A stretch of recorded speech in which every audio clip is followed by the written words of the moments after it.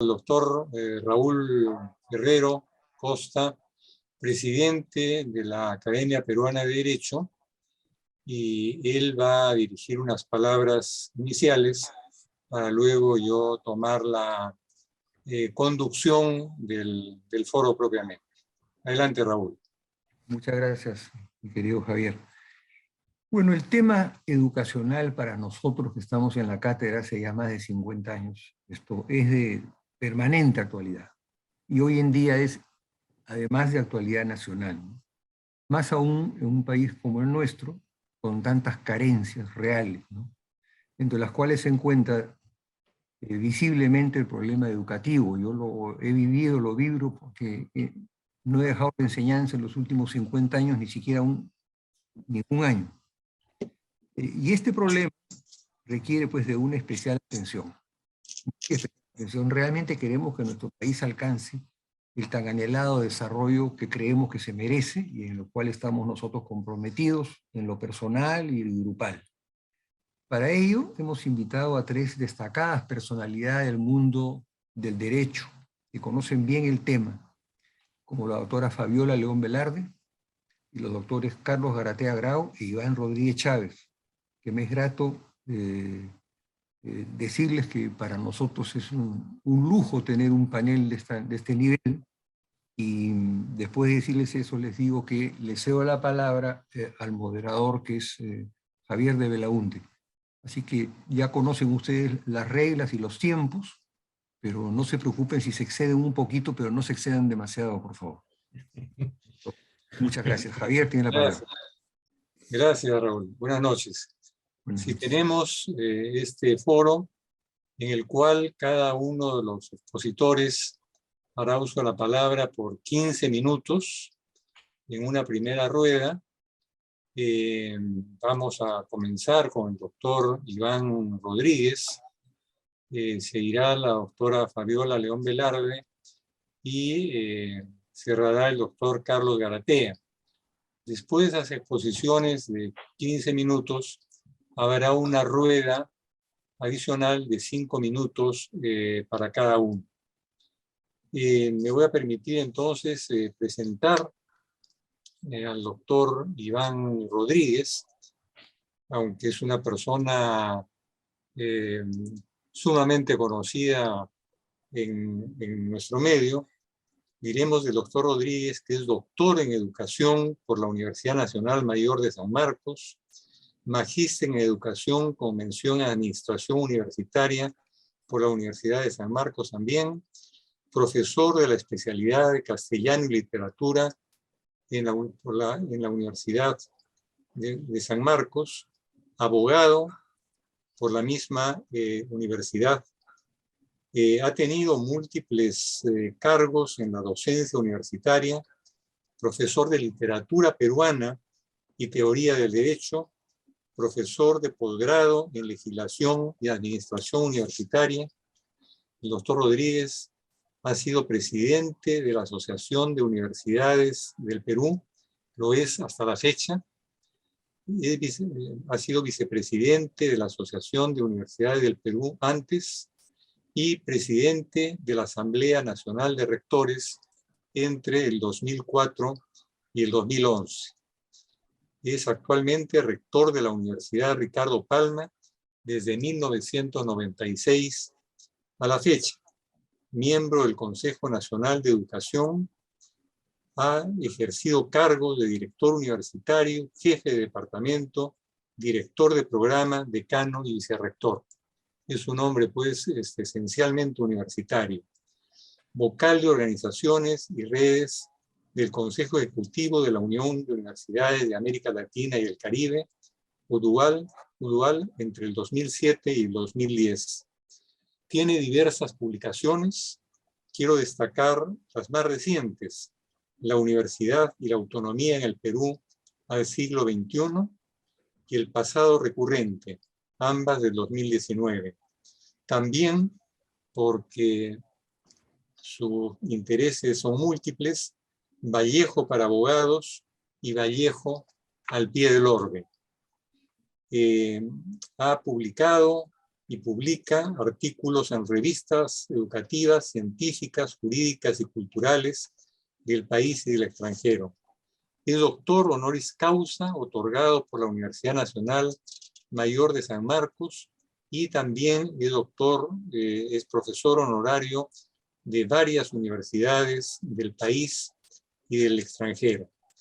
Ha recibido las palmas magisteriales en el grado de Amauta, otorgado por el Ministerio de Educación en el 2011, y antes la condecoración de las palmas magisteriales en el grado de maestro, otorgado por el Ministerio de Educación en el 2003. Tiene múltiples reconocimientos extranjeros, entre los cuales quiero destacar simplemente la condecoración a la Orden de la Estrella de la Solidaridad Italiana en el grado de caballero, otorgado por el presidente de la República Italiana. Dejo pues al doctor Iván Rodríguez Chávez con ustedes por el término de 15 minutos. Bueno, muy buenas noches a todos. Mi agradecimiento expreso y afectuoso por esta invitación. Mi felicitación por la iniciativa de organizar una actividad como esta sobre la Universidad Peruana. Y me decían que había que abordar este tema universitario a través de la problemática de la universidad y con algunas menciones a este proyecto de ley que está modificando la composición de la Superintendencia Nacional de Universidades, ¿no? SUNED. Fundamentalmente tendríamos que decir que hablamos de las universidades nacionales porque las privadas pues, tienen otra configuración con una problemática diferente, ¿no? Pero las nacionales no las podemos olvidar ni no interesarnos por ellas porque estaríamos en una senda equivocada.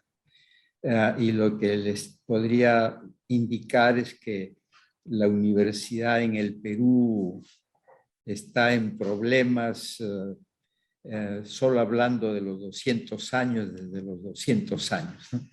Y los centenarios no los ha cumplido en buenas condiciones, ¿no? El primer centenario también tuvo problemas por los movimientos de reforma universitaria, con una inestabilidad legal, ¿no? Pero en 1920 se dio la ley de educación promovida justamente por Manuel Vicente Villarán, ¿no? Que rigió por menos de una década.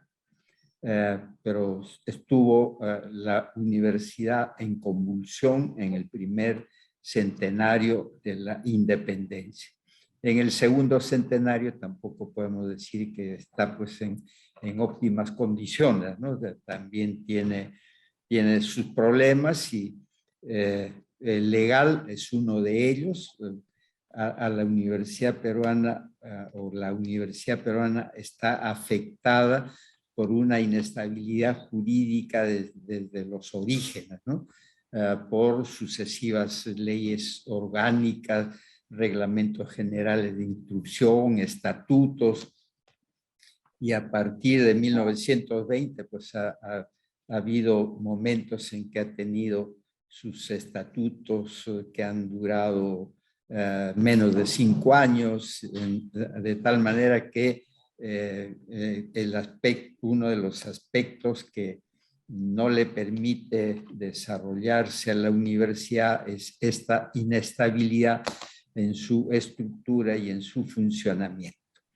El otro problema que tiene es el problema económico, ¿no? Toda la vida en las memorias rectorales de todo este tiempo, pues las quejas son las mismas, ¿no? Y las constancias son semejantes, unas más agudas que otras. Por ejemplo, después de el retiro de las tropas chilenas del Perú, cuando se reinicia la vida en San Marcos, el rector pues en su memoria va a poner que no había ni una silla donde sentarse y no tenía ni un centavo, ¿no? Porque fue saqueada por las tropas chilenas, ¿no? Así como fue saqueada la Biblioteca Nacional y la naciente Escuela de Ingenieros que hacía 3 años que se había inaugurado, con unos laboratorios únicos en América Latina, porque el gobierno tuvo el tino de enviar a Francia a Eduardo de Havis para que viera, visitara todas las escuelas de ingenieros y trajera lo mejor. Bueno, así es que a la fecha ese problema no se ha resuelto, sigue recibiendo presupuestos de funcionamiento vegetativo. Sabemos y vemos cómo San Marcos de tiempo en tiempo tiene que salir a las calles para pedir la ampliación de su presupuesto para que pueda cubrir sus gastos de funcionamiento. Entonces, este tratamiento financiero, presupuestal y económico que le da el Estado a las universidades nacionales, pues las tiene rezagadas. Y las leyes, pues no le dan la oportunidad y las mismas libertades a la Universidad Nacional frente a la privada, ¿no? Está en desventaja, ¿no? En las oportunidades que se ha podido. Yo sugería que deberíamos de tener una ley única donde el artículo sobre la organización y funciones deben de ser semejantes, ¿no? Porque la variación está solamente en quién es el promotor, quién financia la universidad. Si financia el Estado, es una universidad estatal. Si financia un privado o se autofinancia con la recaudación por los servicios que presta, pues es privado. Entonces, el asunto es que la ley la pone a la Universidad Nacional en una condición de menores posibilidades. Y a eso se agrega pues la gratuidad de la enseñanza. Entonces, por un lado, no le damos lo que necesita, pero además le decimos tampoco tú puedes recaudar, sino rubros muy concretos y muy específicos. Entonces, la situación de la universidad después de carencias, es de necesidades acumuladas que no se van atendiendo y solamente se le da pues no la integridad de su presupuesto, sino se le da un porcentaje. Creo que ahora le están dando 60% y 40% tienen que completar con recursos directamente recaudados. Entonces, ese es el panorama y si no hay financiamiento, pues las asignaciones que reciben pues se concentra para atender uno de sus 4 funciones, ¿no? La función académica o de formación profesional, se deja de lado las otras, incluyendo pues la de investigación. No obstante eso, pues las universidades nacionales investigan, pero las investigaciones que hace no pueden ser de alta envergadura porque no solo que no tienen recursos ni infraestructura para eso, sino que además tampoco hay un mercado en el Perú que pueda absorber esa producción.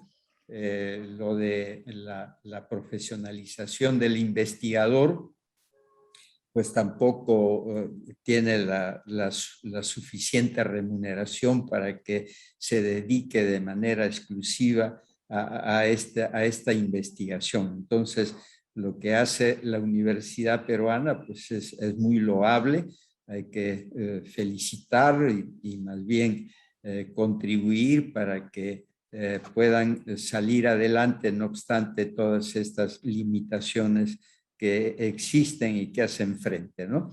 Entonces, a la fecha llegamos con la actual ley, la Ley Universitaria 3220, que, bueno, en el Perú y en el ámbito universitario conocen cuál es mi evaluación y mi conceptualización.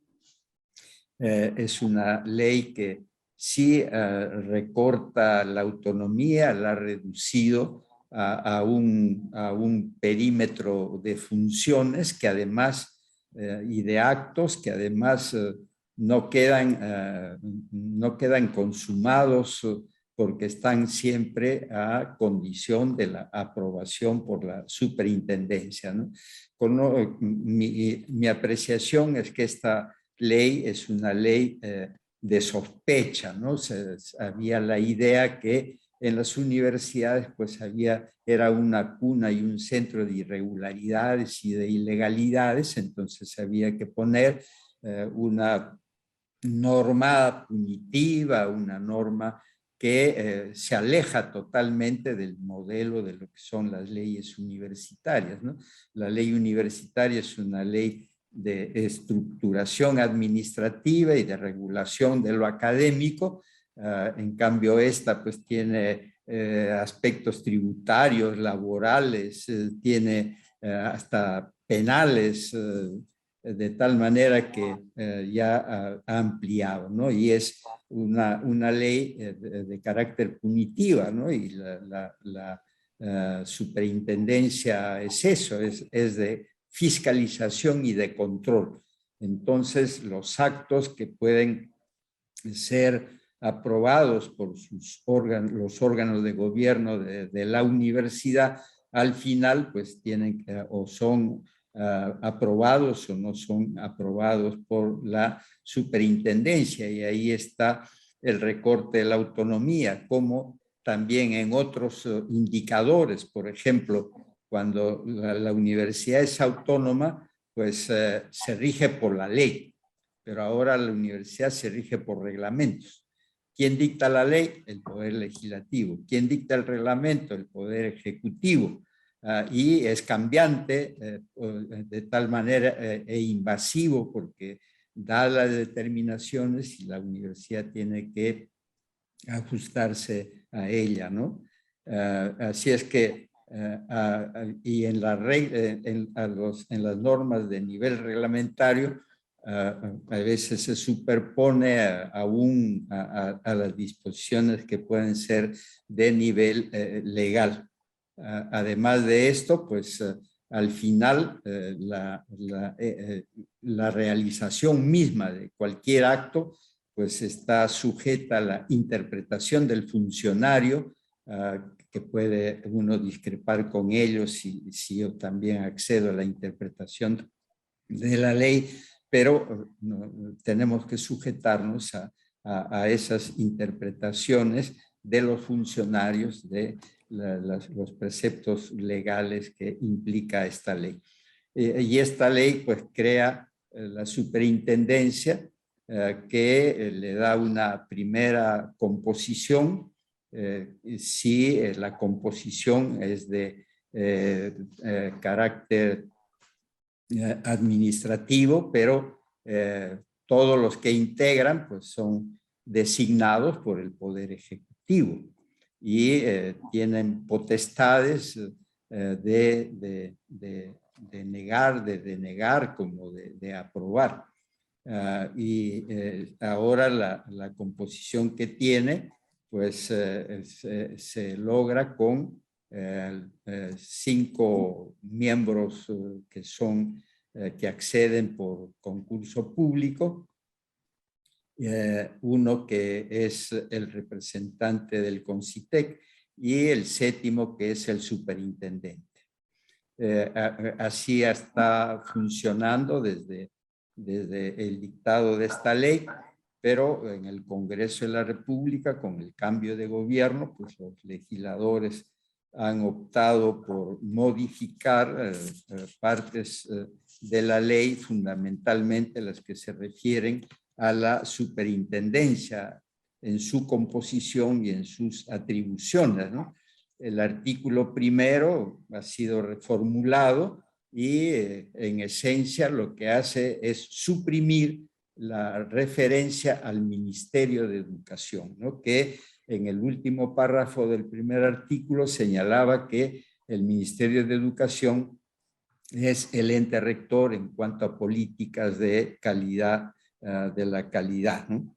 El otro es el artículo 12 que crea la superintendencia y que de la misma manera ha sido reformulado el texto y por supuesto que elimina también la dependencia, la referencia a su dependencia del Ministerio de Educación.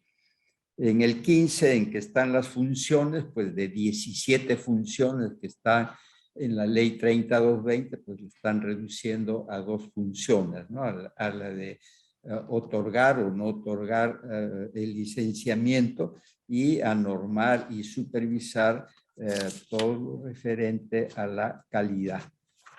Luego, en el artículo 17, que en el texto original de la 3220 es bien extenso y que tiene que ver justamente con la composición, pues ha sido modificado en este proyecto radicalmente, ¿no? Porque ahora son los 7 componentes del Consejo Directivo que tienen otra forma de acceder a estos cargos, ¿no? ¿Cuál es esta? Que hay 3 representantes de las universidades que no van a ser rectores, sino serán seguramente profesores, 2 por las universidades nacionales, 1 por las universidades privadas. El resto viene acreditado por otros órganos, ¿no? El propio Ministerio de Educación, por CONCITEC, también por los colegios profesionales y por CINEAS. Entonces, de los 7 van a, entre ellos y por ellos, se elegirá al superintendente. En todos los casos, solamente por 3 años, sin reelección para ninguno de ellos, porque en la ley 3220 el superintendente podría ser objeto de renovación de su designación por 3 años más. Aquí todos son por 3 años, ¿no? Todos serán designados por resolución ministerial. Actualmente el superintendente es designado por resolución suprema. Y después en el artículo 20, que en el original de la ley 3220, pues tiene 3 partes, ¿no? Una donde se define el cargo, la segunda donde se señalan los requisitos para la designación y en la tercera, pues las funciones. Todo eso desaparece y lo único que queda es la referencia a la función, al cargo, señalándose que es por 3 años, que ya no es renovable, sin renovación.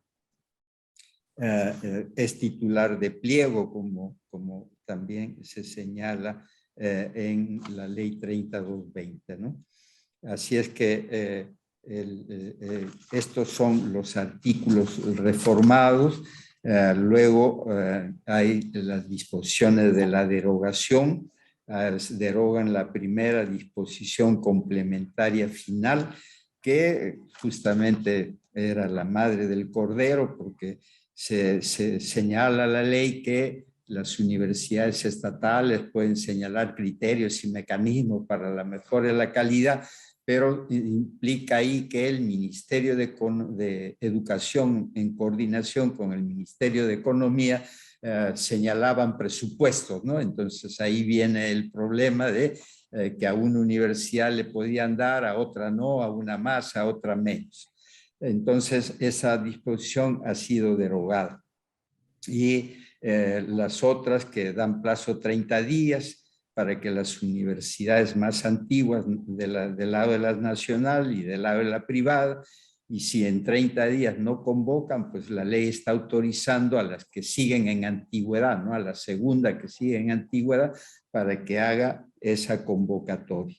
Y también restituye al CINEACE y luego deroga todas las normas que puedan oponerse a estas disposiciones. Y luego pues hay también otro proyecto del ingreso libre, que ahora ya no es el ingreso libre y restricto, sino el ingreso libre para los alumnos de los colegios mayores, los alumnos que tienen un buen rendimiento en su etapa escolar y que por razones económicas pueden no estudiar.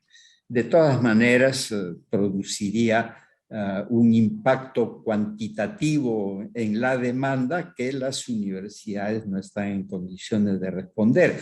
Y fundamentalmente tenemos que saber que esa presión para el ingreso a las universidades se da en algunas carreras más que en otras. Por ejemplo, medicina, de la que ahora tiene más demanda, y probablemente las facultades de medicina tendrían que soportar una presión de una población alta, ¿no?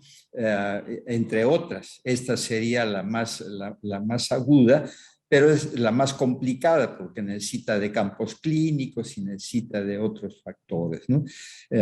Podría resolverse este problema con la beca 18, que más que el acceso mismo a los estudios es el sostenimiento del estudiante, ¿no? El sostenimiento de la persona. Y bueno, para no abusar de la condescendencia tanto del moderador como del señor director de la academia, pues me quedo ahí. Gracias. Gracias, doctor Rodríguez. Muy ilustrativa su exposición.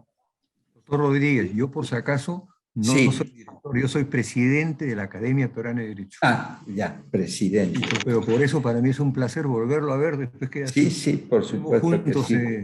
Cuando estuvo Mario Vargas Llosa. Juntos. Claro, Fue muy grato realmente. Para mí también es muy grato. Sí, me tiene a sus órdenes, encantado. Igual manera. Javier, yo le uso la palabra. Sí. Bien, quiero presentar ahora a la doctora Fabiola León Velarde. Ella es bióloga con doctorado en ciencias por la Universidad Peruana Cayetano Heredia, profesora principal del Departamento de Ciencias Biológicas y Fisiológicas de la Facultad de Ciencias. Entre 1995 y 2002, investigadora asociada en la Universidad de París 13. También ha sido fellow visitante en Queen's College de la Universidad de Oxford.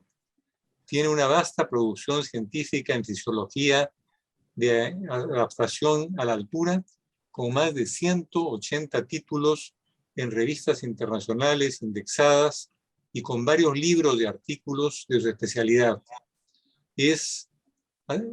Ha sido presidenta de CONCITEC entre julio de 2017 y noviembre de 2020. Rectora de la Universidad Cayetano Heredia entre mayo del 2008 y junio del 2017, y vicerrectora de investigación de la misma universidad entre abril del 2004 y abril de 2008. Ha pertenecido y pertenece a diversas academias y asociaciones científicas. Su trayectoria académica y científica ha sido distinguida en el Perú y en el extranjero. Cabe destacar la de Caballero de la Legión de Honor, otorgada por el gobierno de la República Francesa, la Orden al Mérito de la Mujer Peruana, otorgada en 2012 por el gobierno del Perú, el premio APEC Perú a la Mujer Innovadora. Son diversos los cargos y reconocimientos de la doctora León Velarde, a quien me plazco presentar. Adelante, por favor. Muchas gracias por la presentación. Muy buenas noches. Para mí es un honor realmente estar con ustedes, con la Academia Peruana de Derecho, con su presidente y poder llegar a ustedes con un tema tan importante como es la educación superior, y que nos permitan llegar a ustedes en este vasto auditorio que seguramente tiene la academia. Yo me voy a permitir compartir una presentación, dado que lo que voy a presentar es cómo está la situación en ciencia y tecnología, que es básicamente los temas en los que yo he estado involucrada los últimos años, y por otro lado, cuál debería ser la mirada desde el Perú y las universidades a las cuales deberíamos de apuntar, como bien ha mencionado el doctor Rodríguez, en un futuro próximo. Tengo algunas gráficas, algunos números, por eso quisiera apoyarme con una presentación que voy a compartir. Correcto.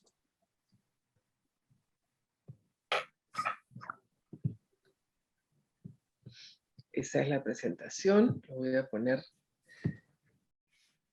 Ahora sí. Es la modernidad, pues, ¿no? Ayuda mucho, ¿no? Ayuda, sí, efectivamente, sobre todo para lo cuantitativo. Sí, efectivamente.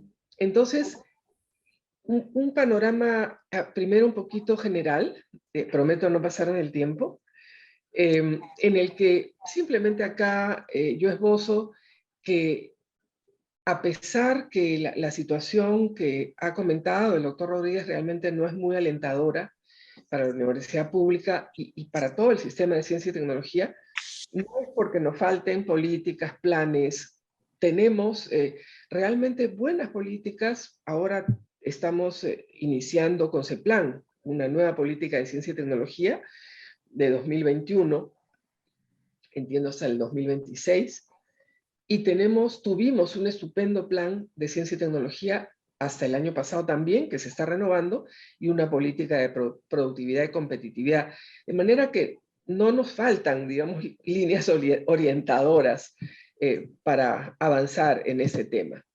Sin embargo, cuando ya vamos a la realidad de las cifras, vemos que el Perú, en los indicadores que de alguna manera miden en el mundo competitividad, innovación, y que tienen que ver con la universidad, vemos que el Perú, comparado con los diferentes países de la región, ahí los tienen en pantalla, está pues muy por los últimos puestos de los países, aproximadamente 139 países, en lo que tiene que ver con la universidad.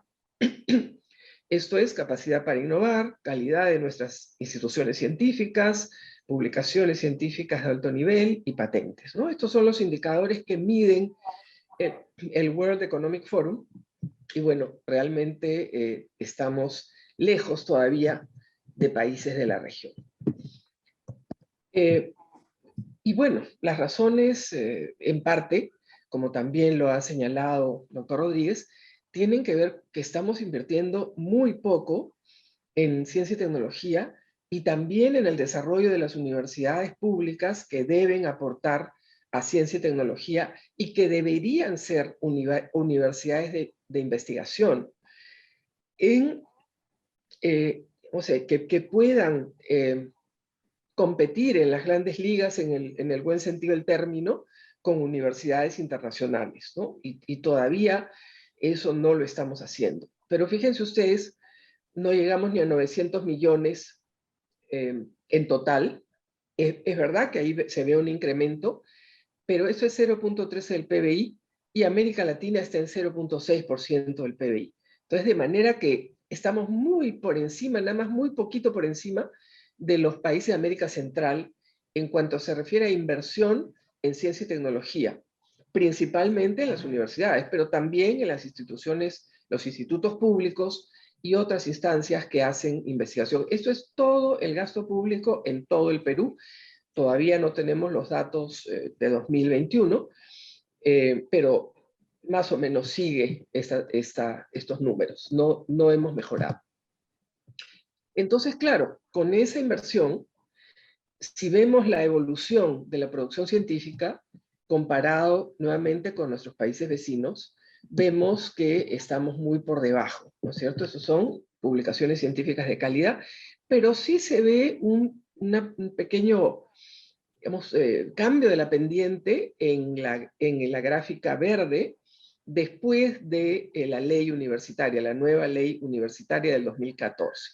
Pero bien lejos, ¿no? Sí, Bien muy lejos. lejos, la verdad, sí. Claro, por temas de escala aún se ve más pequeño con los otros países, con Argentina, por ejemplo, ¿no? México, que ahí hay gran inversión en ciencia y tecnología. Pero se ve una pequeña inflexión, ¿no? Estos son los patentes, ahí sí que estamos, pero bastante mal. Chile y Colombia tienen una variación, tampoco es que en Latinoamérica en general estemos bien en patentamiento, es decir, en proteger nuestra propiedad intelectual científica. Y eso, bueno, es el problema que estamos viviendo porque básicamente no ha habido gran inversión y decisión política, sobre todo, de empezar a tener una producción científica y empezar a tener lo que llamamos o lo que se llama a nivel mundial las universidades de investigación, universidades de tercera generación. ¿Qué ha ocurrido? Bueno, acá el vaso, he mostrado el vaso bien vacío, acá está un poquito el vaso medio lleno. ¿Qué es lo que ha ocurrido después de la ley universitaria? Por eso siempre hemos discrepado un poquito con el doctor Iván Rodríguez, en el sentido que yo pienso que hay mucho por mejorar en la SUNEDU, pero las cifras no mienten, ¿no? Y tenemos que desde 2015 a 2021, las publicaciones del Perú han multiplicado por 3, el número de patentes por 5, las universidades han tenido más servicios complementarios, culturales, psicopedagógicos, etc. Se ha ido reduciendo brechas de calidad en las universidades. Las universidades han pasado de 2% de investigadores, de docentes investigadores a 5.5%, investigadores que están ya inscritos en el Registro Nacional de Investigadores, más docentes a tiempo completo, en las privadas de 13 a 32% y en las públicas de 70%. Ahí ha habido una reducción, porque las públicas, felizmente, siempre han tenido un profesorado que se dedica, ¿no? a la universidad, es como debe ser. Por primera vez, 7 universidades peruanas están en uno de los rankings más importantes, QS, a nivel mundial. En años anteriores solo figuraban 3 o 4.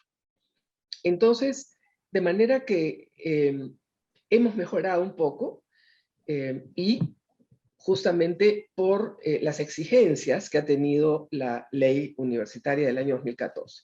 Pero, insisto, hay cosas por mejorar sin duda. ¿Por qué esa situación, entonces? Una situación en que nosotros vemos que no hemos, lamentablemente, pasado de una universidad de segunda generación a tercera generación. En esta tabla están de manera muy general, como en las universidades tenían antes como objetivo educación e investigación, hoy en día tienen educación, investigación aplicada e innovación. Antes era un poco descubrir la naturaleza, generar conocimiento, y ahora se les exige a las mejores universidades también creación de valor. Antes era más bien ciencia monodisciplinaria, y hoy en las universidades del mundo entero se trabaja de manera interdisciplinaria. Los profesionales no solamente son científicos, sino también se pretende que además sean innovadores, sean empresarios, o sea, que aporten globalmente al país donde se insertan y a nivel internacional. Tenían una orientación más bien nacional y hoy la tienen global. Las lenguas, no solamente el inglés, que se ha convertido casi en obligatorio, sino se pide manejar otros idiomas. No solamente trabajamos con facultades, sino creamos institutos, centros multidisciplinarios que responden a diferentes demandas que tiene la sociedad, y ya no son solo los académicos, los que manejamos la institución, sino que ya la universidad requiere una gestión profesional universitaria, ¿no? Para todo lo que demanda formar los profesionales de esta manera. Entonces, ¿qué es lo que deberíamos tener en estas universidades de investigación cada vez más? Por supuesto que excelencia en investigación de todas las disciplinas, ¿no? Porque parece ser que en algunas disciplinas no se puede hacer investigación y eso no es verdad. O sea, acá ustedes no me dejarán mentir, se puede hacer investigación perfectamente en derecho, en jurisprudencia, es más, práctica comparada, o sea, hay que hacerla, ¿no? Los posgrados, por ejemplo, las universidades de investigación tienen un porcentaje casi igual en el pregrado y en el posgrado. ¿Por qué? Porque hay que continuar formándose y es en el posgrado donde se realiza la investigación. Tienen libertad académica, por supuesto, y un ambiente intelectual, pero la gestión institucional y la estructura de gobierno es mucho más fuerte. Por eso he comentado que ya requiere una gestión profesional. Debe estar asegurado, por supuesto, el financiamiento público y privado de manera oportuna.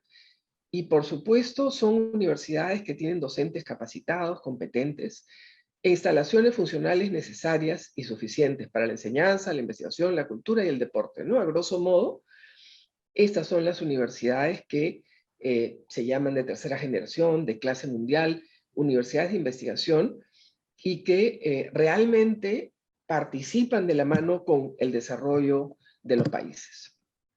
Entonces, decía yo, participan con el sector público y privado en temas de investigación y desarrollo, generan nuevos proyectos de sus campus, son realmente una explosión de creatividad, de investigación, de conocimiento, y aportan experiencias a los estudiantes y buscan además la participación activa de los estudiantes. Hoy en día ya nos vemos confrontados con que esta exposición tal vez que yo estoy haciendo con un PPT y que ustedes me escuchan no debería suceder en una clase con jóvenes, ¿no? Donde ellos deben investigar y proponer, y de hecho nos están retando todo el tiempo a los docentes.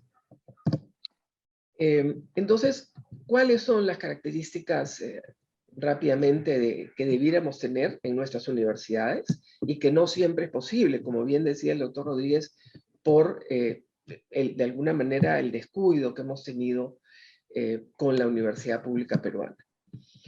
Pero la investigación debería ser el núcleo fundamental de la actividad universitaria. Hoy en día, como he mostrado, hay un apoyo mayor a la universidad pública por parte del Ministerio de Educación. La investigación transdisciplinaria o interdisciplinaria con infraestructura moderna, tecnológica e institucional. Son universidades que trabajan en redes. Acá también lo que vemos, y acá no me dejarán mentir ni Carlos, ni Iván, o sea, todavía somos muy endogámicos entre nosotros. Seguramente tenemos más relaciones internacionales que nacionales, ¿no? Y es importante que las redes se den también a nivel nacional, con profesionales que comparten y valorizan su conocimiento. Y así pueden ser más competitivas en un mercado competitivo, y también compiten activamente por los mejores docentes, estudiantes e inclusive rectores, ¿no? Sabemos que en las universidades internacionales hay una competencia internacional, un comité de búsqueda, y buscan realmente por todo el mundo, ¿no? No les interesa que no sea de esa universidad, que no haya sido. Buscan a los mejores. Y eso es algo que deberíamos también empezar nosotros a abrir la cancha para tener a los mejores docentes y los mejores gestores. Tienen capacidad de crear facilidades especiales y, por supuesto, lo que hacen es atraer a los mejores y más brillantes estudiantes, y tienen que estar permanentemente en la búsqueda de la promoción de los talentos. Son universidades muy creativas, realmente permiten que la creatividad se dé en el campus todo el tiempo. Son muy cosmopolitas, operan en un entorno internacional con diversos actores y tienen ese tema de la comercialización en el sentido que el conocimiento que se genera en el caso que estemos hablando de ciencia y tecnología, desarrollo tecnológico, se convierte también en un objetivo de la universidad. Por ejemplo, la Universidad de Sao Paulo en Brasil ha generado más de 90 pequeñas empresas con productos muy útiles para la sociedad, o también haciendo innovación social que permite inclusive hacer esa oferta a los gobiernos. De manera, asumen un rol no solo en empresarial, sino también en innovación, y tienden a ser menos dependientes de la regulación estatal, pero una vez que el Estado las ha acompañado y las ha fortalecido. O sea, esta es las características en general de las universidades de investigación que deberíamos y quisiéramos tener. Yo lo dejo ahí y después voy a hacer otros comentarios en la segunda rueda. Gracias. Perfecto, muchas gracias. Muchas gracias, doctora León Velarde, por su exposición, y se ha ceñido además al tiempo de una manera escrupulosa, escrupulosa. escrupulosa. Bien, quiero presentar ahora al doctor Carlos Garatea Grau. Es rector de la Pontificia Universidad Católica del Perú y profesor principal del Departamento de Humanidades. Es doctor en Filología Románica por la Universidad de Múnich, en Alemania, y magíster en Lingüística Hispánica por el Colegio de México. Ha sido becario del Servicio Alemán de Intercambio Académico y de la Organización de Estados Americanos. Fue director de la Dirección Académica de Planeamiento y Evaluación de la Universidad Católica. Además, ejerció el cargo de jefe del Departamento de Humanidades y posteriormente fue elegido decano de Estudios Generales Letras. El doctor Garatea es miembro de la Academia Peruana de la Lengua, secretario general de la Asociación de Lingüística y Filología de América Latina, miembro de la Junta Directiva de la Asociación de Historia de la Lengua Española e integrante de varios comités editoriales en revistas académicas extranjeras. Dejo con ustedes al doctor Garatea. Buenas noches. Me da un gusto inmenso compartir este espacio con el doctor Ferrero Costa, como presidente de la Academia Peruana del Derecho, con el doctor de Belaunde, y por supuesto también con mis colegas y amigos, el doctor Iván Rodríguez y la doctora Fabiola León Velarde. Creo que es una oportunidad que tiene que ser subrayada en un contexto como el que estamos viviendo en el país, un contexto difícil y un contexto además en el que se está perdiendo lentamente la costumbre de conversar sobre temas importantes para el país, pensando a largo plazo, en donde está desapareciendo además la conversación pública, ¿no? La conversación en el espacio público prácticamente se ha evaporado, y en donde el intercambio y la discrepancia de opiniones y de perspectivas, cuando se hace con respeto, cuando se hace de buenas maneras, más bien tiene que ser aplaudida y reconocida, ¿no? Y creo que eso es algo que a mí me quería yo mencionar al empezar mi intervención, y reiterarles mi agradecimiento por la invitación, y también mi agradecimiento por el tema, ¿de acuerdo? Un tema vinculado con la universidad, un tema con la problemática universitaria en el Perú.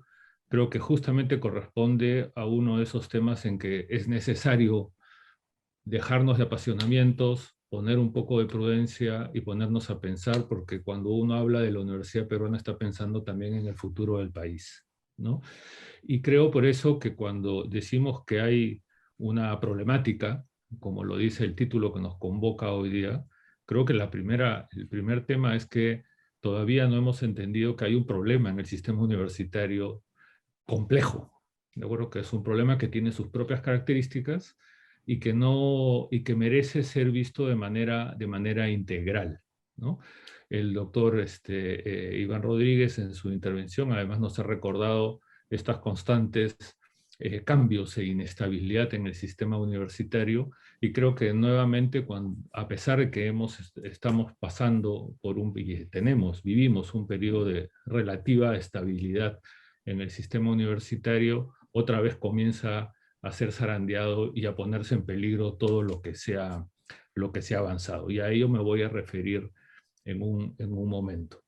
Creo que cuando pensamos en el sistema universitario peruano, algo que nos falta es entender y reconocer el lugar que tienen las universidades en el desarrollo de un país. Es decir, que no son entes o instituciones que puedan estar fuera de los planes de desarrollo de un país. Pero lamentablemente nos consta a todos que cuando se discute sobre el futuro del Perú, la voz de las universidades prácticamente se convierte en un susurro, cuando no simplemente en una suerte de mensaje tipo Twitter, ¿no? Casi no aparece, ¿no? Y creo que nos falta todavía ocupar el espacio público y hacer ver, persuadir, y que se valore la importancia que tiene la formación de buenos profesionales, la formación, el avance del conocimiento, la carrera docente, despertar vocación docente, la conciencia ciudadana, por ejemplo, y la capacidad de creatividad y las respuestas creativas que son justamente los espacios, las universidades son los espacios en donde esas cosas se deben dar con absoluta libertad. No ha habido país en el mundo cuyo desarrollo actual se haya dado al margen de un desarrollo simultáneo en sus propias vidas universitarias, ¿no? Y uno pasa revista a las grandes potencias del mundo y ve que son potencias, son lugares en donde las universidades son instituciones sólidas y la gente confía en ellas, ¿no? Lo digo porque, como ha mencionado la doctora León Velarde, creo que desde el año 2014 en que se promulgó la actual ley universitaria y luego con la creación de la SUNEDU, se ha avanzado mucho. Creo que hay data además en relación con ello, data incuestionable. Yo tenía algunos datos que coinciden con los PPT que ha presentado la doctora León Velarde, así que me los ha ahorrado ella, digamos. Y creo además que en el caso de la ley universitaria y de la creación de la SUNEDU, tenemos que reconocer que es una de las pocas reformas que en un país en donde nos hemos llenado de proyectos de reforma, es una de las pocas reformas que ha estado caminando.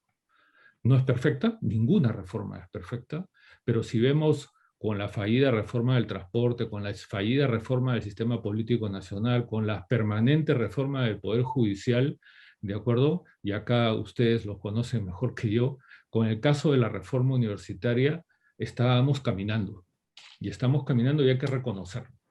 Y creo que hay que reconocer además que como toda reforma en marcha siempre necesita ajustes en el camino porque el mundo del universitario y el mundo del desarrollo del conocimiento, de la investigación, etcétera, pone nuevas demandas, pone nuevos retos. Acabamos de terminar o estamos saliendo en realidad de un periodo tan difícil como el COVID, en donde nos tuvimos que mover todos a la nube, aprender a utilizar mecanismos de comunicación como el que ahora nos reúne, y eso también exige un replanteamiento y un repensar desde la pedagogía, desde la manera de enseñar, etcétera, que hace 3 años no se tenían previstos. Entonces, y tienen que ser incorporados también en el avance de la reforma universitaria. Creo también, y es importante reconocerlo, que con la nueva ley universitaria y con la creación de la SUNEDU, que, insisto, necesitan ciertos ajustes, pero no tumbárselos, ha surgido también algo que es curioso, y es que el país ha ganado, o sea, se ha ganado confianza en relación de la ley universitaria. O sea, hay confianza en relación con la SUNEDU. Y fíjense que frente al continuo zarandeo que hemos visto en los últimos meses, tanto con la ley como en la SUNEDU,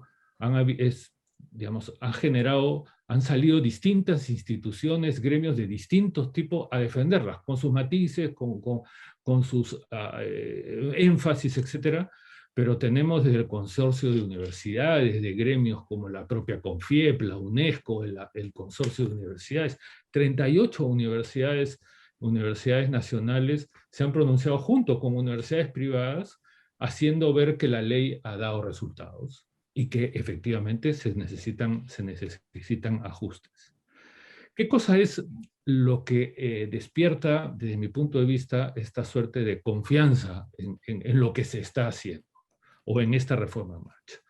Creo que hay tres cosas. La primera es que se puso fin a un desorden, al desorden preexistente. O sea, no nos olvidemos que antes del 2014 pululaban y surgían casi como muchas universidades que no tenían las condiciones mínimas de calidad, que acuérdense las historias de las universidades en Chifa, de segundo piso, etcétera, etcétera, en donde se jugaba, y insisto, es la segunda razón, con las expectativas justas y legítimas de padres de familia y de jóvenes que terminaban el colegio. Para decirlo de una manera, se les ofrecía algo que no estaban en condiciones de dar. O sea, se les estafaba a los padres y a los jóvenes.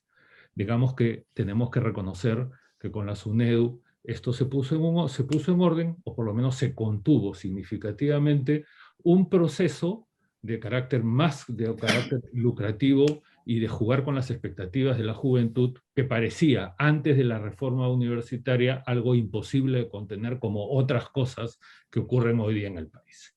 Y lo tercero es que a través del licenciamiento y el aseguramiento de la calidad, se les devuelve el valor a los títulos universitarios. Para ponerlo mirado de otra manera. Los estudiantes que ingresan a universidades licenciadas saben de que sus títulos va a ser reconocido una vez que egresen.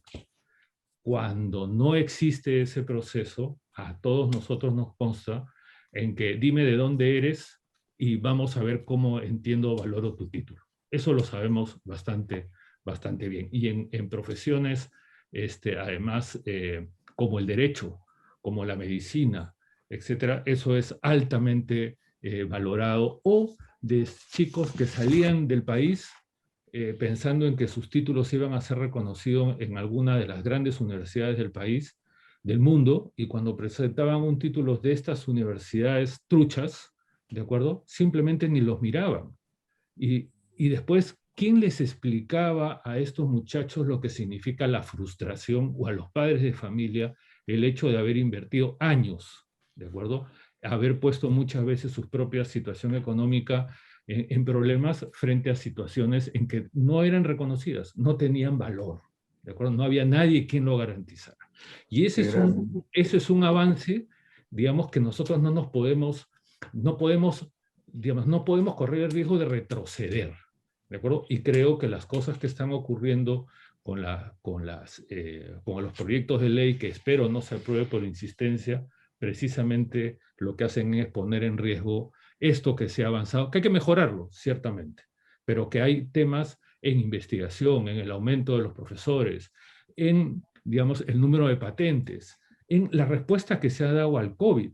O sea, también hay que reconocer las universidades que han invertido en investigación y que se han dedicado seriamente a desarrollar y a formar investigadores, hemos podido responder también y hemos llenado espacios que el Estado no estaba en capacidad de llenar, ¿de acuerdo? A través de distintos resultados de innovación, de investigación interdisciplinaria, y hemos salvado vidas. Lo digo sin ninguna falsa modestia. Y ahí está la Universidad Cayetano Heredia, está la Universidad Nacional San Agustín de Arequipa, y están otras universidades que también han hecho lo propio dentro de su propia. Y esas son cosas que son procesos internos de desarrollo institucional que se han generado a partir de la ley universitaria y también mediante la regulación o la supervisión que ha hecho la SUNEDU. ¿Cuáles son los peligros que trae esa ley? Y aquí, como el doctor Iván lo sabe, tenemos una pequeña discrepancia, y la discrepancia en el mundo académico siempre es bienvenida. La primera es que a mí sí me parece muy mal, y yo no estoy de acuerdo, en que se promueve una ley en que le quita al Ministerio de Educación la capacidad de ser el ente rector del sistema universitario. Porque si eso se saca del Ministerio de Educación, ¿quién lo va a hacer? ¿Cómo vamos a vincular? Otra cosa es pensar en lo que estamos viviendo hoy día. Pero si no hay estos planes de desarrollo nacional, si no se dice qué es lo que se quiere para el país, ¿de acuerdo? ¿qué vamos a hacer? ¿Vamos a dejar simplemente al sistema universitario que se autorregule solito, fuera de los grandes problemas, de las grandes soluciones que hasta ahora estamos esperando que se planteen en el país? Un ejemplo, hace menos de un año se aprobó el Viceministerio de Educación Superior. ¿Dónde va a quedar el Viceministerio de Educación Superior en un contexto como este? ¿Dónde está? Segundo problema. Se elimina el concurso público, como ha mencionado el doctor Rodríguez. Sí, pero ¿está mal el concurso público? Es decir, ¿no es acaso el concurso público el que nos puede ayudar a garantizar a que las personas que sean elegidas al consejo directivo justamente no sean personas politizadas, justamente puedan ser personas independientes y justamente puedan ser sometidas a condiciones y a requisitos lo más exigentes posibles? Lo más exigente posibles, pero creo que ese es el sentido de recurso del concurso público. Tercero, al incorporar a las universidades así abiertamente, lo que va a ocurrir es que sinceramente se está poniendo al regulado como regulador, porque me resulta a mí muy difícil pensar en ese nivel de objetividad que puedan tener las universidades, pensando que las universidades se van a regular a sí mismas y que se van a señalar cuando no estén cumpliendo con esas condiciones mínimas de calidad. Fíjense además que hay un elemento aquí que es importante. El proyecto de ley o la futura ley o esto que y ha sido además observado por el Poder Ejecutivo, habla de una elección entre dos lugares en el nuevo Consejo Directivo que deben corresponder a representantes de universidades públicas y universidades privadas.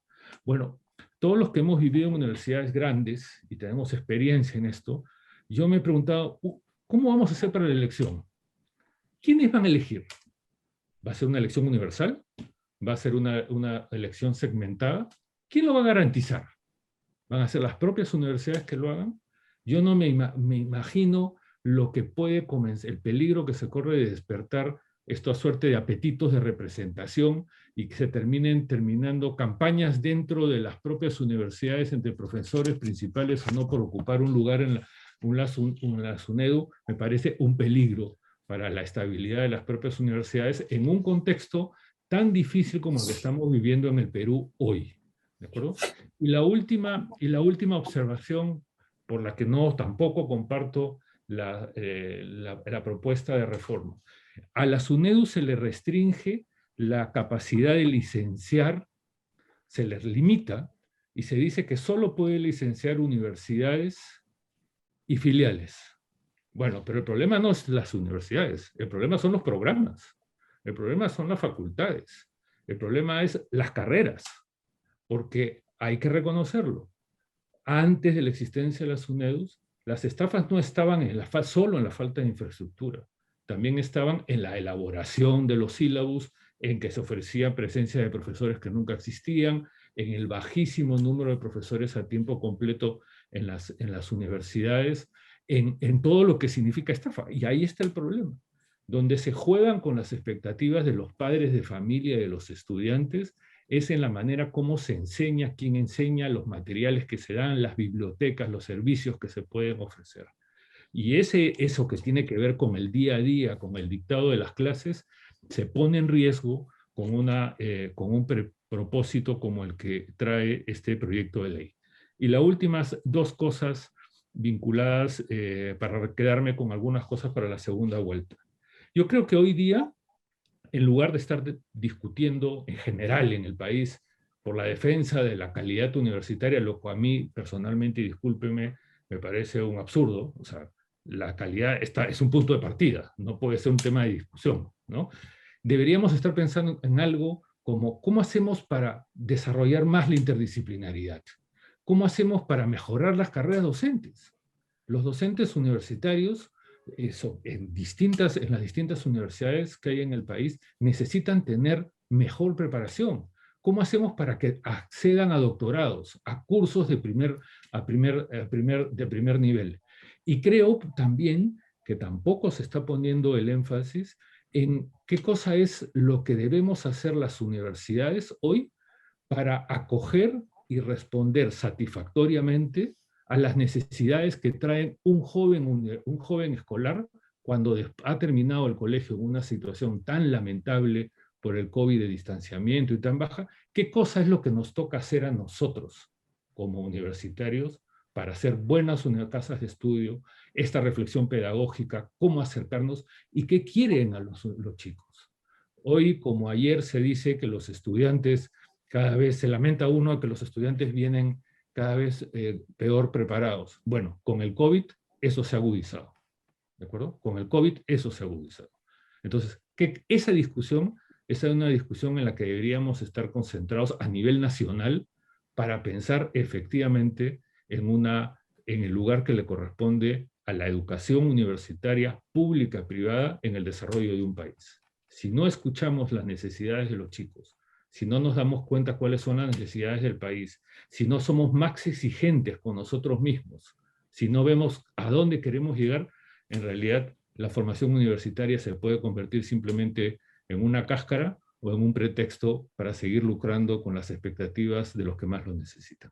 Yo me quedo ahí y me reservo algunas otras cosas para la segunda torre. Y muchas gracias.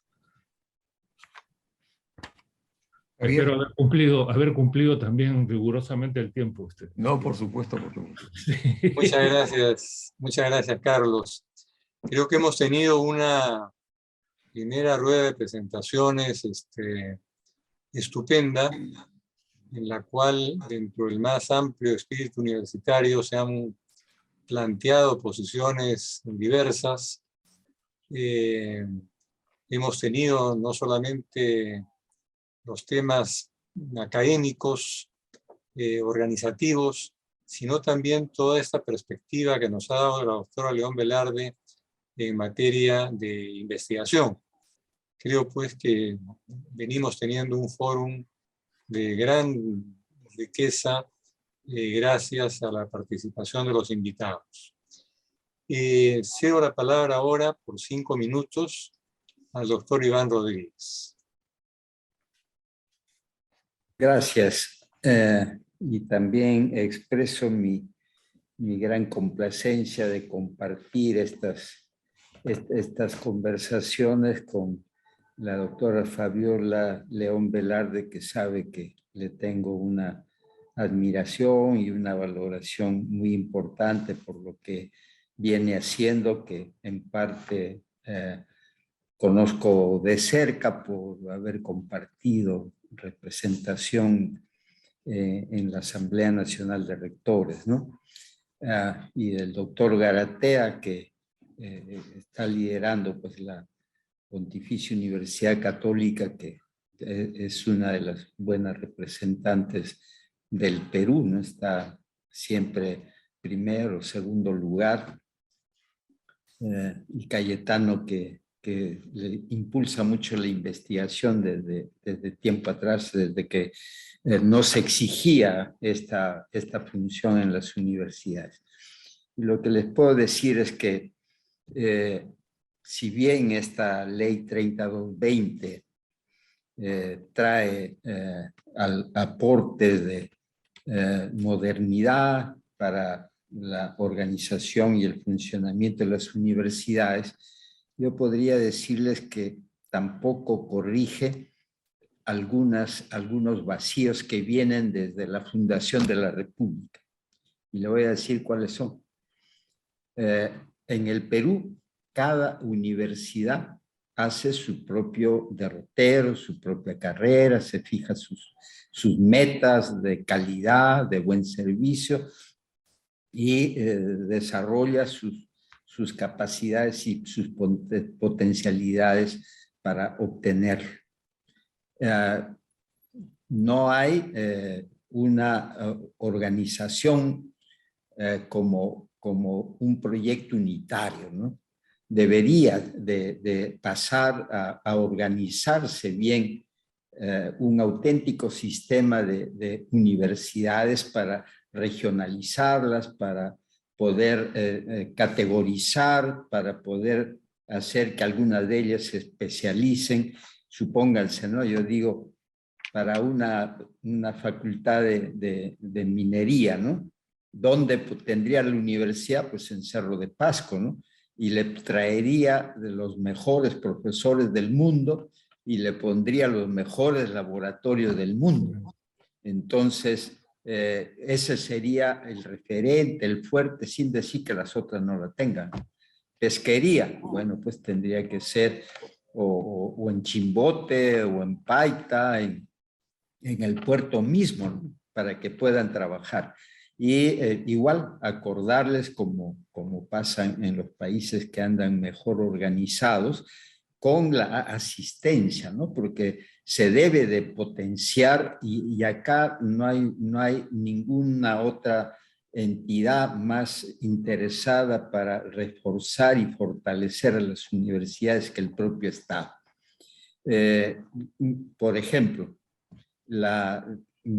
cumplimos nosotros como sistema de manera parcial. En los países donde hay control y supervisión y evaluación, pues por ejemplo eso no se hace de modo directo por el funcionario público, sino se hace a través de agencias, ¿no? Porque así debe de ser. De lo contrario se infiltra la política, ¿no? Aquí tenemos la supervisión, la evaluación y el control directamente por el funcionario público, por el empleado del Ejecutivo, que es el que viene, nos evalúa y en fin, ¿no? Pero la verdadera garantía está por ese lado, ¿no? Está bien que haya, pero señor, eso tiene que entregarse a entidades especializadas, privadas, para que sin influencia, sin posible contaminación de los sesgos políticos de los gobiernos, pues puedan hacerse una evaluación. Y generalmente la inspiración no va porque de arranque se procede con el castigo, sino primero hay el acompañamiento para que las universidades puedan subsanar sus debilidades. Yo dije al comienzo que esta ley está dada sobre la sospecha y es así, pero miren, en la práctica diaria de las universidades pueden cometerse algunos actos, pero que no son dolosos, no son intencionales, no tienen la voluntad de estar contra la ley, sino que son inercias que vienen, son cuestiones que no puede todo formalizarse en papel. La calidad se tiene un correlato administrativo abrumador. Si uno quiere acreditar una carrera, tiene que llenar una pared de papeles, ¿no? Porque todo hay que acreditar. No se tiene en cuenta que hay también directivas verbales, que hay cuestiones que se hacen sin necesidad que haya un acuerdo previo, porque la velocidad de los acontecimientos tampoco pues, pueden permitir que se vaya pasando por los trámites administrativos, ¿no? Entonces, si bien hay este paso de depuración que ya se hizo, pero el hecho es que no solamente debe de haber una fiscalización y un control para castigar, sino tiene que haber verdaderamente una ayuda, un financiamiento, un acompañamiento en todo caso para que en un proceso, porque esa es la idea, ¿no? Las leyes universitarias se van aplicando progresivamente, no pueden aplicarse de un día para otro porque se versa su regulación sobre una institución viva, una institución dinámica que no se la puede paralizar, ¿no? Bueno, habría que considerar muchas cosas, pero al costado de esto también quiero decirle lo siguiente. Por ejemplo, se ha creado la superintendencia, pero se ha dejado a la Universidad Peruana sin representación oficial, sin cabeza. Todas estamos desarticuladas entre nosotros, cada una lleva su vida como de acuerdo a sus proyectos, pero no tenemos una representación que todos los países tienen, generalmente con el nombre de Conferencia de Rectores o Consejo Nacional de Rectores, lo que fuera, pero tiene que haber una voz y un ente que coordine. Yo digo, ¿por qué al costado de la SUNEDU? No estoy porque se elimine la SUNEDU, al costado de ella se ponga la Conferencia de Rectores sin ninguna atribución administrativa, sí, sin ninguna función administrativa, sino para que pueda darle unidad al trabajo universitario y pueda también ser a la vez una voz representativa en el exterior. Actualmente el Perú no tiene representación, ¿no? Cuando yo he sido presidente de la Asamblea, he asistido a los organismos internacionales y a todo sitio como representante de la Universidad Peruana. Pero ahora nos pueden invitar porque nos conocen, pero ya va uno como persona, va uno como rector de su universidad, pero ya no tiene la Universidad Peruana una representación. Y hay muchas otras cosas que se tienen que corregir y finalmente les digo, ¿no? Lamentablemente estas leyes son políticas, ¿no?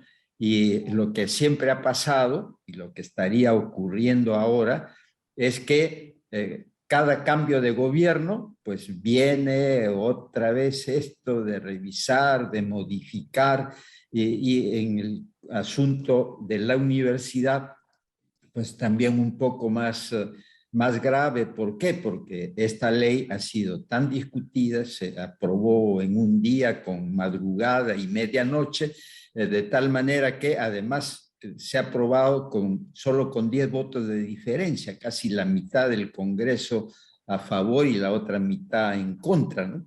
Y por eso hay todo esto, ¿no? La parte derrotada, pues tiene que estar buscando el poder para poder modificar la ley universitaria, ¿no? Entonces, creo yo que esto debe resolverse con consensos verdaderos, ¿no? Con la unificación de criterios, que es posible hacerlo, y nosotros como universitarios, y me permito también decirle al doctor Garatea, porque organicemos más bien foros al interior de la universidad, debatamos todo esto y busquemos formas de entendimiento, porque eso es lo universitario y eso sería una verdadera contribución para la mejora de la universidad. Pero mientras solamente se piense en castigar, haya el agobio como existe, administrativo, burocrático, pues, hasta donde conozco, buen número de rectores se queja y yo también lo vivo. Recibimos frecuentemente oficios de SUNEDU sobre tal cosa, sobre tal otro, 5 días, 3 días, 10 días de plazo, y hay que tener ahora pues un equipo de personal para que esté respondiendo a todos estos requerimientos. El creador de la calidad también después, cuando vio que derivó en mucha administración, ya no estuvo tan entusiasta con la calidad, porque decía, esto no puede ser, pues no, la calidad no puede derivar a una administración agobiante, porque ya hay que estar pensando solamente en estar acreditando, contestando y salvando todas las observaciones que se vienen apareciendo. Después las denuncias, que son anónimas, el reglamento establece, la SUNEDU recibe la denuncia, la hace suya, transmite a la universidad como una observación, y bueno, pues hay que remover mucho para poder contestar. Entonces, efectivamente, hay bastante que modificar, que ajustar, que mejorar, y qué mejor que los propios universitarios podamos a través de foros llegar a consensos y unificadamente pues poder pedir que haya estas modificaciones legales, ¿no? Gracias.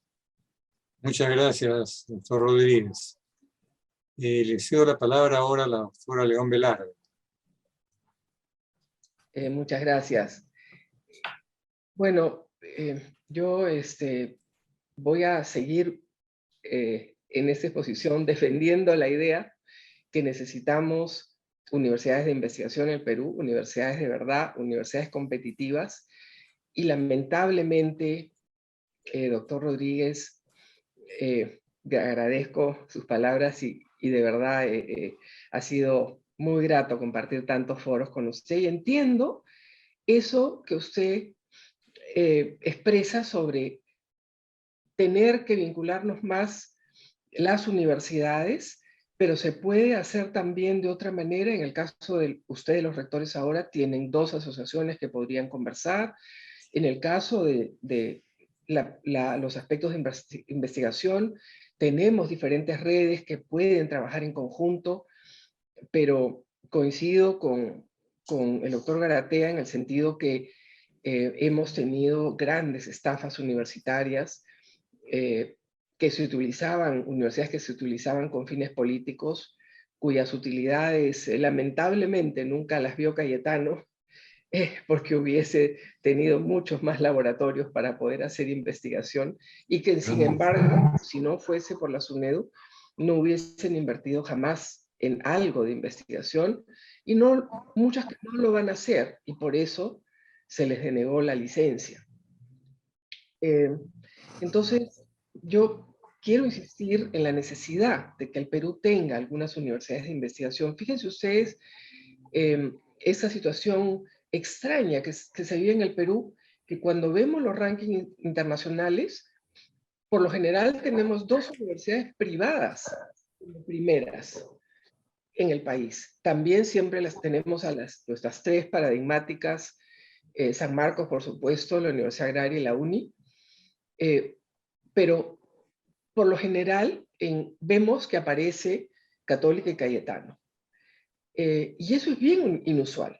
Y es inusual justamente porque el Estado no está haciendo la labor que le corresponde, que decíamos, realmente apoyar el desarrollo de universidades de investigación públicas, y también aquellas privadas que ya han mostrado que están aportando al desarrollo del país, como se hace en otros países. O sea, hay universidades privadas que han aportado al desarrollo del país y tienen recursos del Estado, como ahora ocurre a través de fondos y otro tipo de aportes, pero no necesariamente para el desarrollo integral, ¿no? Entonces, ¿qué desafíos tenemos todavía enormes para seguir cumpliendo este sueño de tener universidades de investigación, realmente universidades que compitan en las ligas mayores? Por ahora en el Perú tenemos 140 investigadores por millón de habitantes. Ese es un tema bien importante. Si comparamos con los países de la Alianza del Pacífico, México, Colombia y Chile, tenemos alrededor de 400. O sea, el Perú tiene alrededor de 140 investigadores por millón, la Alianza del Pacífico alrededor de 400, y los países de la OECD, 4.200 investigadores por millón de habitantes, ¿no? Fíjense qué lejos estamos de poder tener esos recursos. El registro de investigadores nos revela que el 63% de los aproximadamente 5.000 investigadores registrados declara que trabaja en Lima, 63%. O sea, necesitamos fortalecer también la región.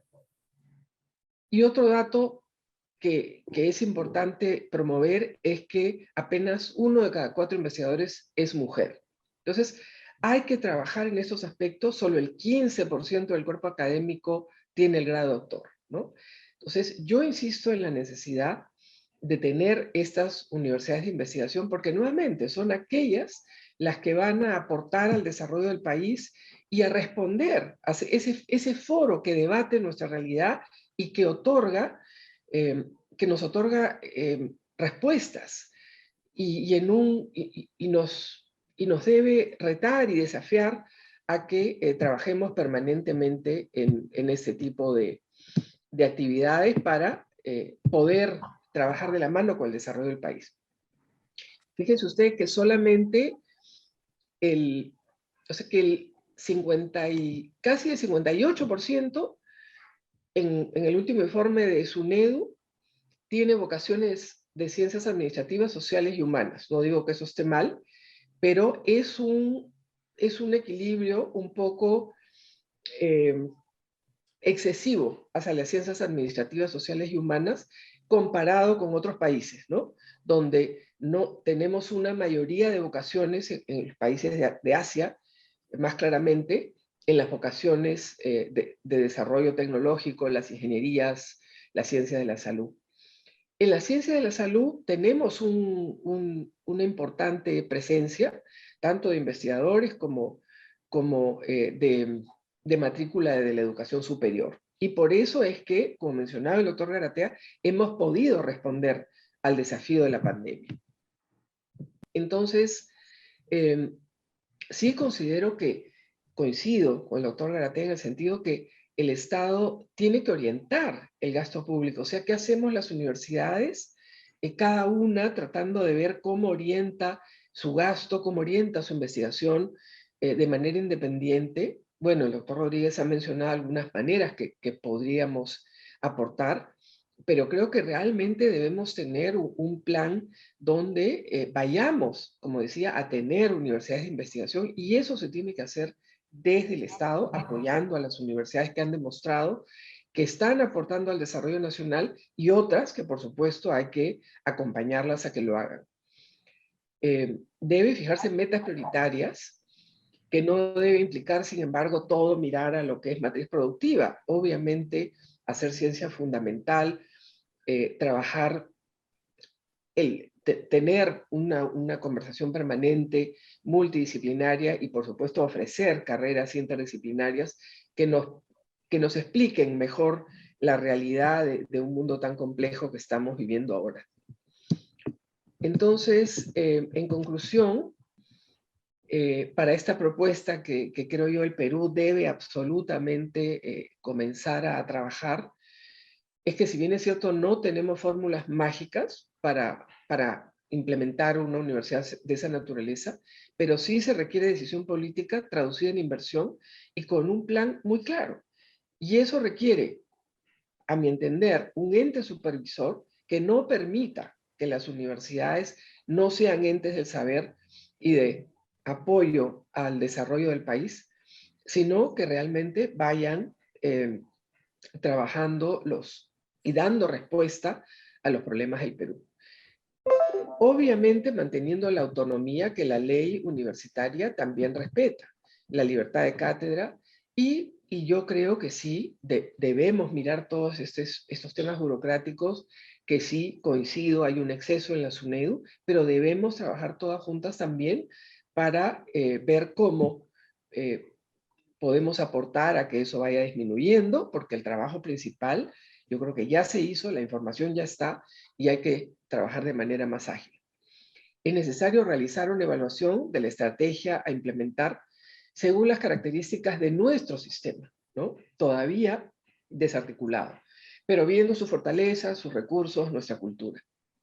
No existen resultados mágicos inmediatos, pero sin embargo se requieren mayores capacidades que las actuales, eso de todas maneras, en personal altamente capacitado, infraestructura física e institucional. Y eso poco a poco ha ido ocurriendo con algunos programas de fortalecimiento de las universidades públicas, gracias a que debían licenciarse, pero eso era, digamos, es un objetivo digamos, menor en el sentido de no por tener la licencia, sino por fortalecer a las universidades públicas, es que se ha fortalecido diferentes cosas como la infraestructura física e institucional. Se debe tratar finalmente como un proceso integrado a otras intervenciones también del Estado, ¿no? No como que fuésemos electrones libres y universidades que tenemos sin duda algo que aportar en cada una de las regiones, pero necesariamente tiene que ser un proceso integrado. Muchas gracias. Gracias, doctora. Doctor Carlos Garatea. Bueno, muchas gracias. En 5 minutos voy a tratar de transmitir una idea por minuto, a ver si lo consigo. Es un esfuerzo así de síntesis. Lo primero es que quiero señalar es que yo creo que el fortalecimiento del sistema universitario peruano pasa también por fortalecer las universidades públicas. Eso me queda clarísimo.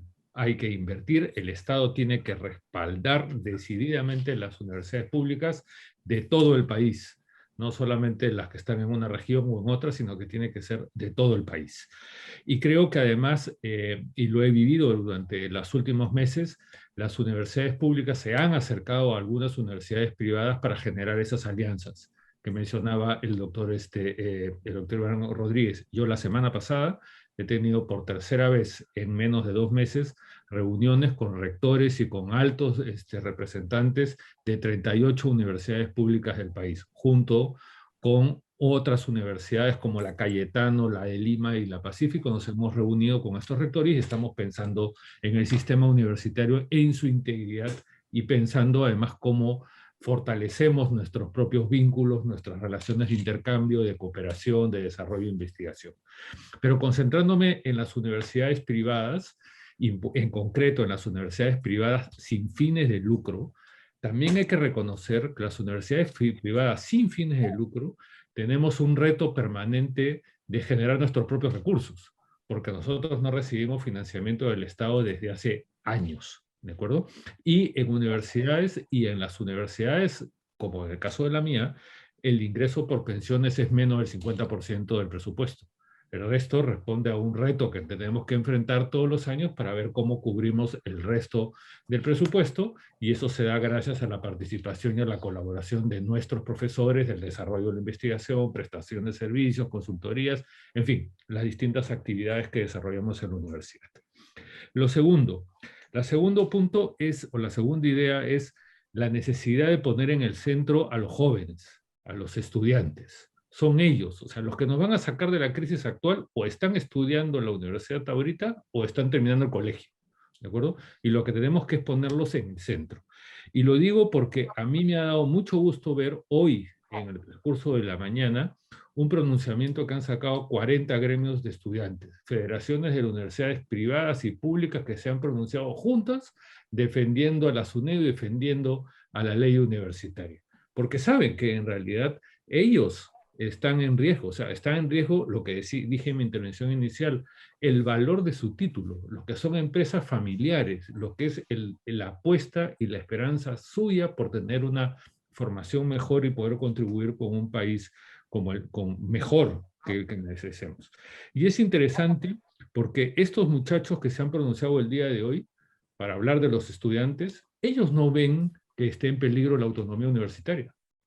No lo ven, porque reconocen que la autonomía universitaria, además, ustedes lo saben, poco atrevido decirlo yo en un foro de la Academia Peruana del Derecho, la autonomía universitaria es un principio constitucional que está vigente, ¿de acuerdo? Y ha sido además reconocido en distintas resoluciones del Tribunal Constitucional desde hace varios años, ¿de acuerdo? O sea, no es una cosa que esté en duda.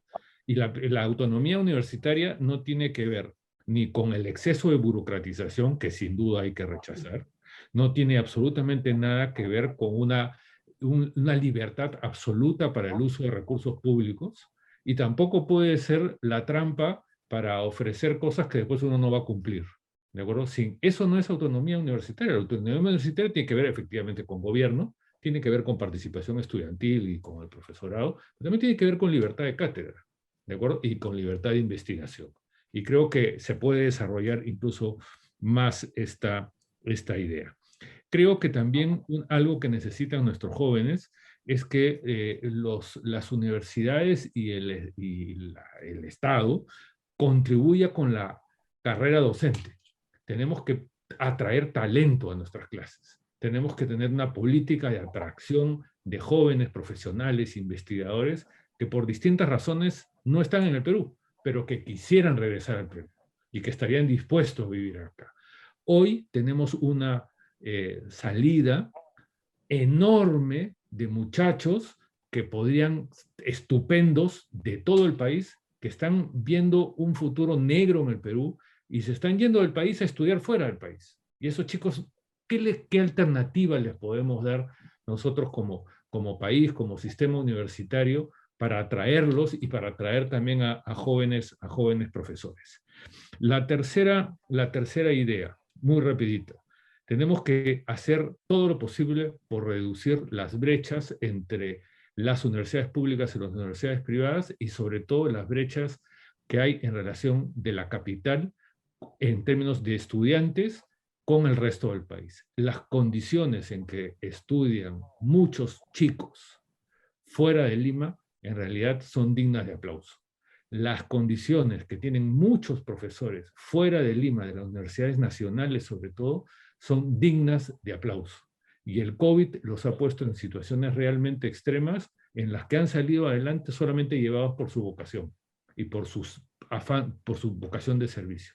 Y si lo vemos bien, hasta ahora no se ha reconocido a nivel del Estado el papel tan importante que han tenido los profesores universitarios y de escuelas para sacar adelante el sistema nacional de educación. Cuarto, creo que es importantísimo concentrar esfuerzos en las universidades en la formación de competencias básicas a nuestros estudiantes. O sea, capacidad de crítica, razonamiento, vinculación, trabajo en equipo, son necesidades y son cosas que en los colegios se están como diluyendo, ¿de acuerdo? Se están como diluyendo, se está perdiendo de vista. Hay un estímulo en términos hacia el solipsismo, hacia el individualismo, hacia la prisa, que impide pensar, razonar y llegar a... incluso tener la seguridad para opinar y para construir un pensamiento propio. Creo que estas son elementos de competencias básicas de comunicación, por ejemplo, de escribir bien, de ser capaz de transmitir su propio pensamiento, que deberían ser unas constantes en todo el sistema universitario peruano, de universidades públicas, universidades privadas, sobre todo al inicio de las carreras universitarias. Creo que es urgente. Y la última, sí coincido completamente con la doctora León Velarde en que es fundamental asumir el lugar que tiene la investigación en el desarrollo de un país. Eso me queda claro, en ciencia, en tecnología, en humanidades y incluso también en arte y en las demás especialidades que se desarrollan en el país. Y creo que cuando se habla de investigación, tenemos también que mirarlo del otro lado. Es que hay que formar investigadores. Así como es importante promover la investigación, el Estado facilita recursos para hacer investigación de talla mundial al servicio del país, que nos permita responder ante situaciones tan terribles como las que vivimos con la falta de oxígeno, por ejemplo, o con cualquier otra que se pueda presentar más adelante. También tenemos que formar investigadores. Y la doctora Fabiola lo sabe bastante bien. Un buen investigador no aparece de un martes a un miércoles. Es un proceso de años, de constancia, de tutoría, de aprendizaje, de no frustrarse del error. Y eso se tiene que aprender en la universidad. Y creo que como modelo de formación no solamente es formar buenos profesionales, sino también formar buenos investigadores y que nos permitan a todos sentirnos orgullosos, porque, digámoslo también claramente, cuando cuando algún alumno nuestro o egresado de alguna universidad peruana recibe un reconocimiento internacional por su aporte al desarrollo de la ciencia, todos nos sentimos identificados y contentos por ellos. Y cuando nuestros investigadores nos ayudan a responder a crisis como las que hemos vivido, también es un motivo de orgullo. ¿De acuerdo? Pero lo que nos falta es que eso sea una política de Estado. Una política de Estado y que el Estado dé los recursos necesarios a las universidades privadas y a las universidades públicas para que este enfoque de desarrollo de la investigación sea posible. De lo contrario, las cosas vamos a hacer dentro de poco tiempo nos vamos a volver a encontrar para seguir diciendo lo mismo. Pero hay como la necesidad de asumirlo y no solamente quedarnos en el discurso. Y termino simplemente con una última idea que la pongo de contrabando, el 5.1. Es la urgencia de atender la educación básica y superior en el Perú es una de las pocas ideas que genera consenso rápido en todo el país, ¿no? Es importante invertir en investigación. Sin embargo, no lo vemos en la realidad. Sin embargo, eso no ocurre.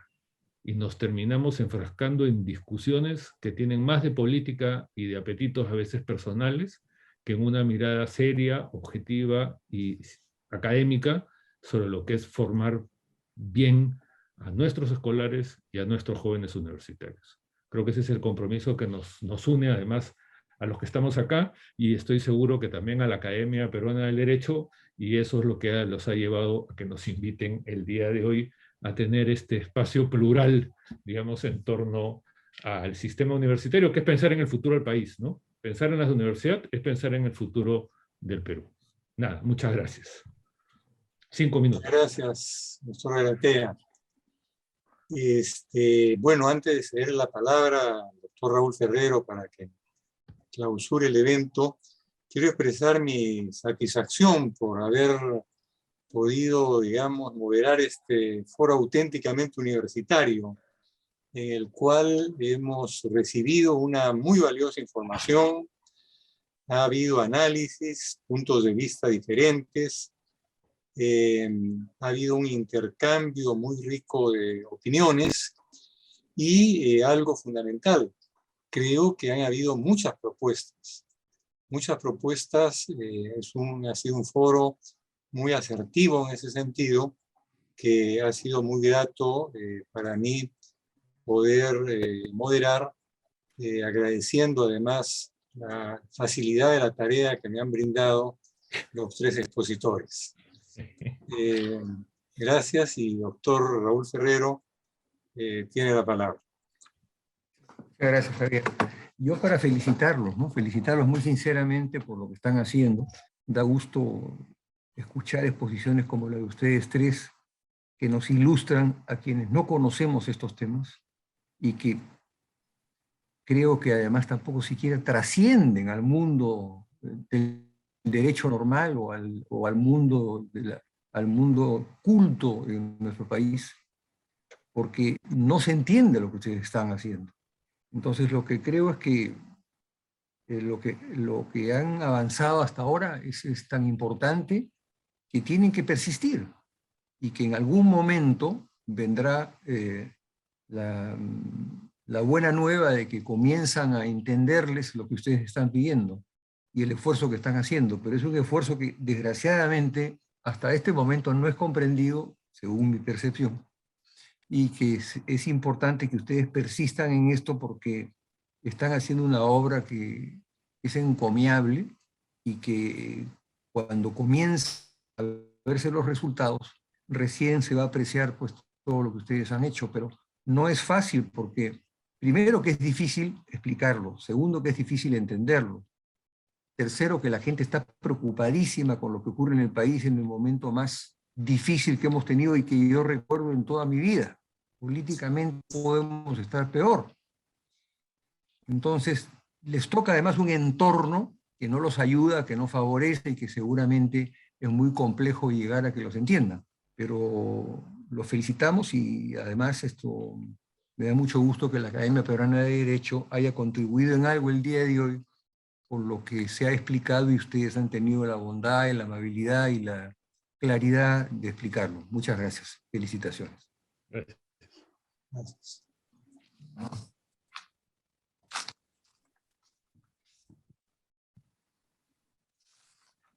Muchas gracias y hasta cualquier otro momento. Mi abrazo, doctora Fabiola, doctor Carlos Garatea. Mi agradecimiento, doctor Belaunde y doctor Ferrero. Y hasta cualquier momento. Sí, muchas gracias. Gracias. Muy grato. Muchas gracias. Gracias. Entonces, Adiós. Gracias.